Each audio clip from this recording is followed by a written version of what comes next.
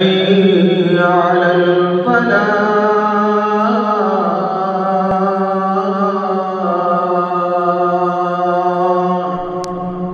نبی پاک صلی اللہ علیہ وسلم کو حکم ملا جنگ کے لیے، جہاد کے لیے تبوک کا سفر کیجیے،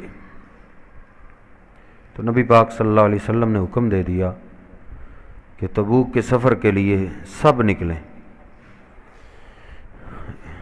یہ بڑا مشکل موقع تھا۔ ایک بات تو یہ ہے کہ شدت کی گرمی تھی، شدت کی گرمی کی وجہ سے آج کی طرح اے سی والی گاڑیاں تو تھی نہیں، جانا مشکل تھا۔ اور دوسری بات یہ ہے کہ پھل پکے ہوئے تھے، بالکل تیار تھے۔ زمیندار لوگ جانتے ہیں جب فصل پک جاتی ہے تو وہ ہر کام کاج چھوڑ کے اپنی فصل کی فکر کرتے ہیں۔ سفر بھی تبوک کا بہت لمبا تھا، تو یہ کئی ایک وجوہات کی وجہ سے یہ بڑا مشکل حکم دیا گیا تھا کہ نکلو سب۔ نبی پاک صلی اللہ علیہ وسلم اور مہاجرین اور انصار پھر اس سفر کے لیے نکلے اللہ رب العزت کی رحمت سے۔ اس سفر سے کئی منافقین پیچھے رہ گئے تھے، کئی، بلکہ اکثریت زیادہ ہی۔ ان منافقین میں 3 ایمان والے بھی رہ گئے تھے، اللہ رب العزت نے ان کا یہاں ذکر کیا ہے۔ لقد تاب اللہ علی النبی، یقیناً رحمت کی اللہ پاک نے علی النبی، اپنے نبی پاک صلی اللہ علیہ وسلم پر، والمہاجرین، اور مہاجرین پر، والانصار، اور انصار پر۔ مہاجرین وہ جو مکہ یا اور دوسرے علاقوں سے ہجرت کر کے چھوڑ چھاڑ کے مدینہ پاک میں رہے، اور انصار وہ ہیں جو شروع سے ہی مدینہ پاک کے رہائشی تھے۔ مہاجرین اور انصار پر الذین اتبعوہ، وہ مہاجرین اور انصار جنہوں نے آپ کی بات کو مانا، فی ساعۃ العسرۃ، تنگی کی گھڑی میں، بڑی مشکل گھڑی میں، جانا بہت ہی مشکل تھا۔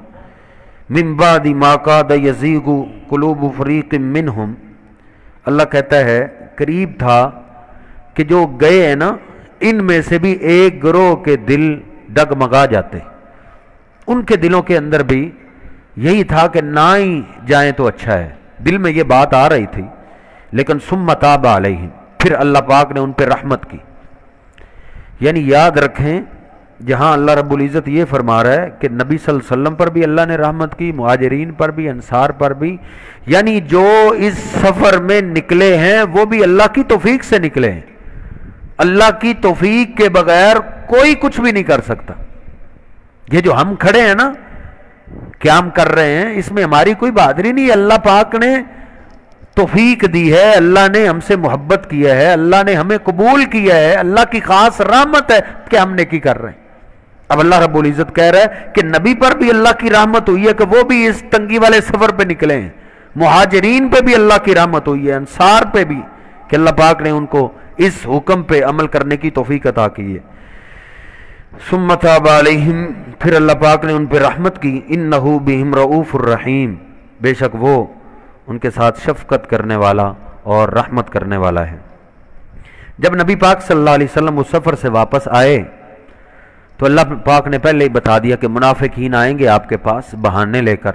وہ سارے بہانے لے کر آئے۔ وہ جو 3 صحابہ تھے، کعب بن مالک، ہرارہ، ہلال بن امیہ، یہ 3 جو صحابی تھے، انہوں نے کہا ایک تو ہم نے نبی پاک صلی اللہ علیہ وسلم کی بات مان کے ہم گئے نہیں، ایک گناہ تو چلو ہم نے کر لیا ہے، اب ایک گناہ کے ساتھ دوسرا گناہ تو نہ کریں کہ آپ کے سامنے آ کے جھوٹ بولیں۔ منافقین تو بہانے جھوٹے لگا رہے تھے، انہوں نے پروگرام بنایا کہ ہم نے آپ سے سچی بات ہی کرنی۔ یہ بھی نبی پاک صلی اللہ علیہ وسلم جب واپس آئے تو یہ بھی خدمت میں پیش ہوئے۔ آپ نے پوچھا تم کیوں نہیں گئے؟ انہوں نے سیدھی بات کر دی، اللہ کے حبیب کوئی عذر نہیں تھا، سستی اور کاہلی کی وجہ سے ہم نے آپ کی نافرمانی کی، ہم جا نہیں سکے۔ سچ بول دیا انہوں نے۔ نبی پاک جو منافقین تھے، جھوٹے بہانے لگانے والے تھے، ان کا تو آپ نے تذکرہ ہی چھوڑ دیا۔ یہ جو سچ بولنے والے تھے، نبی پاک صلی اللہ علیہ وسلم نے فرمایا ان سے بائیکاٹ کر دو، سب بائیکاٹ کر دو، کوئی بھی ان سے کلام نہ کرے۔ اب بائیکاٹ، بندہ ایک جگہ میں رہتا ہو، مسجد میں ہم آ جائیں اور کوئی ہم سے سلام ہی نہ لے، بولے نہ، تو بندے کو کیسا فیل ہوتا ہے؟ ایسے ہی 40 دن گزر گئے کہ کوئی بات بھی نہیں کرتا تھا۔ کہتے ہیں ایک میرا بہت گہرا دوست تھا، میرا کزن ابو قتادہ رضی اللہ تعالیٰ عنہ، مجھ سے رہا نہیں گیا، میں ان کے باغ میں نا دیوار پھلانگ کے چلا گیا، میں نے ان کو سلام بولا تو انہوں نے میرے سلام کا جواب ہی نہیں دیا۔ گہرا دوست تھا وہ، نبی پاک صلی اللہ علیہ وسلم کی کیسی فرما برداری کیا کرتے تھے، کیسی اطاعت کرتے تھے۔ کہتے ہیں میں نے سلام بولا، میں نے کہا میں تجھے اللہ کا واسطہ دیتا ہوں میرے سلام کا تو جواب دے دو، لیکن وہ خاموش رہے۔ میں نے پھر سلام بولا، وہ پھر خاموش رہے۔ میں نے کہا میں تجھے اللہ کی قسم دے کے کہتا ہوں کچھ تو مجھ سے بولو۔ کہتے ہیں جب میں نے یہ کہا تو اس نے آسمان کی طرف نگاہ اٹھاتے ہوئے کہا اللہ و رسول عالم، اللہ اور اس کا رسول زیادہ جانتا ہے، اس سے زیادہ میں آپ سے بات نہیں کر سکتا۔ 40 دن گزر گئے۔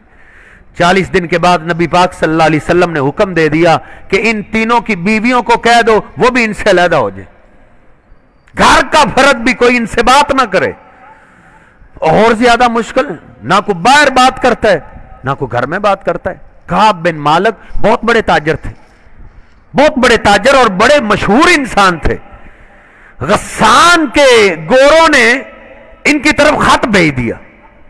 ایک آدمی آیا، اس نے کہا کعب بن مالک کو ملنا ہے، لوگوں نے اشارہ کیا، وہ کعب کھڑا ہے، وہ خط لے کر آیا، غسان کے گوروں کے بادشاہ کا خط ہے، سنا ہے تو اس سے بائیکاٹ کر دیا گیا ہے، انسان کی یہ تو انسلٹ ہوتی ہے، آؤ ادھر ہمارے پاس، ہم تجھے وزارت دیتے ہیں، اپنا قرب دینے کے لیے تیار ہیں، تم ان کو اور ان کے مذہب کو چھوڑ دو۔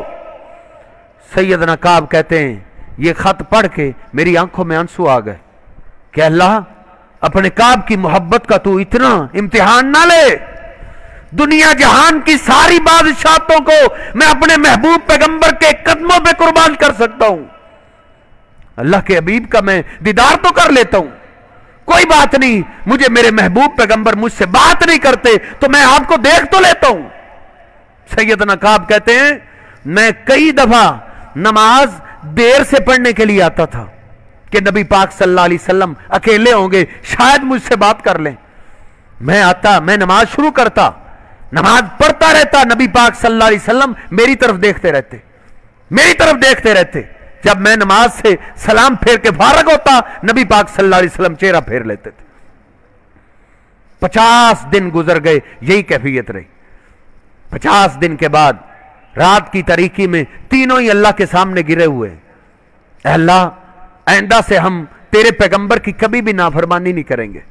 یہ اپنے اپنے گھروں میں رو رہے ہیں اور رات کی تاریکی میں نبی پاک صلی اللہ علیہ وسلم کے پاس اللہ رب العزت قرآن نازل کر رہا ہے، وَعَلَى الثَّلَاثَةِ الَّذِينَ خُلِّفُوا، اور ان تینوں کو بھی اللہ پاک نے معاف کر دیا ہے، ان کی بھی توبہ کو اللہ پاک نے قبول کر لیا ہے۔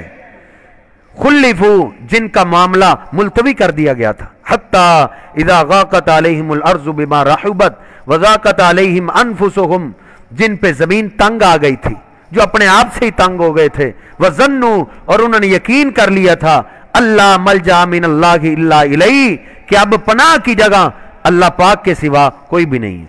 ثم تاب علیہم لیتوبوا، پھر اللہ نے ان پہ بھی رحمت کی، انہوں نے بھی توبہ کی، اللہ نے ان کی توبہ قبول کی۔ ان اللہ هو التواب الرحیم، بے شک اللہ سبحانہ و تعالی اپنے بندوں کی توبہ قبول کرنے والا ہے اور رحمت کرنے والا ہے۔ یا ایھا الذین آمنوا اتقوا اللہ، اے ایمان والو اللہ سے تم ڈر جاؤ، وکونوا مع الصادقین، جس طرح ان تینوں نے سچ بولا ہے اور ان کا تذکرہ اللہ نے اپنے کلام کے اندر کیا ہے، اللہ کہتا ہے تم سارے سچوں میں سے ہو جاؤ، تم سب بھی سچ بولا کرو، سچ کے اندر ہی خیر ہے۔ نبی پاک صلی اللہ علیہ وسلم فرماتے ہیں بندہ سچ بولتا ہے، بولتا رہتا ہے، بولتا رہتا ہے، حتی یکتب عند اللہ صدیق، اللہ رب العزت اس کو صدیق کی صف میں لکھ دیتا ہے۔ ایک ہوتا ہے صادق، سچ بولنے والا، ایک ہوتا ہے صدیق۔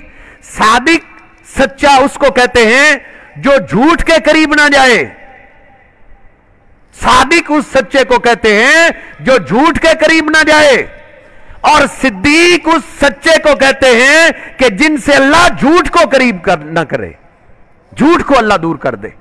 झूठ दूर रहता है वो सिद्दीक होता है। नबी पाक सल्लल्लाहु अलैहि वसल्लम फरमाते हैं जो सच बोलता रहता है, सच की तलाश में रहता है, अल्लाह फिर उसको सिद्दीक लिख देता है। अल्लाह रब्बुल इज्जत हमें भी सच्चे लोगों में शामिल फरमाए। सहाबा सारे ही सच बोलने वाले थे, अल्लाह हमें भी सच्चों में शामिल फरमाए। वक़ूलु क़ौली हाज़ा अस्तग़फ़िरुल्लाह ली व लकुम व लिस्साइरिल मुस्लिमीन।